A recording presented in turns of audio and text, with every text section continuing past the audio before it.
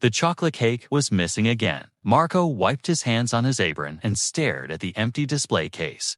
3 times this week, always the same cake, the triple-layered chocolate one he saved for closing time. Always gone without a trace. No broken locks, no signs of struggle, just an absence where sweetness had been. "I'll catch them tonight," he muttered, jaw tight.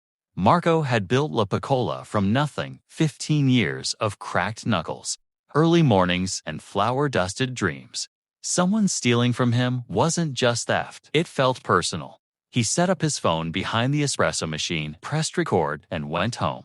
The next morning, he watched the footage with a coffee growing cold beside him. A boy, no older than 10. Thin shoulders wrapped in an oversized jacket 3 sizes too large. He'd slipped through the back window Marco always left cracked for ventilation. Lifted the cake from the case with both arms like he was carrying something precious and disappeared into the dark. Marco drove to the park. He found them beneath the oak trees near the fountain, 7 children, ranging from small to smaller, gathered in a circle on a flattened cardboard box. At the center sat the remains of his chocolate cake, divided into careful, equal pieces. The youngest child, a girl with tangled hair, was licking frosting off her fingers with the solemnity of someone tasting something miraculous. The boy saw Marco first. He stood up, chin raised, eyes ready for the worst. "I took it," the boy said clearly. "Not them, me."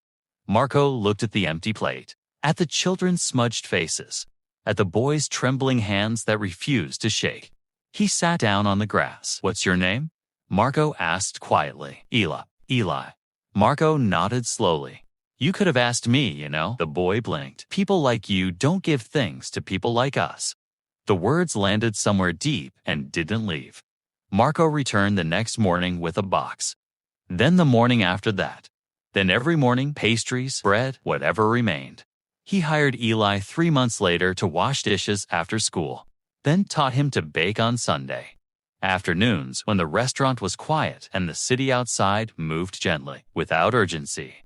The missing cake was never replaced on the display case. Instead, a small handwritten sign appeared beside the register, reserved for those who need it most. Some customers asked about it. Marco always answered the same way. "A boy taught me something I should have already known.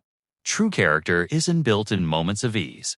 It's found in what we do when someone hungry stands before us and we have the power to choose."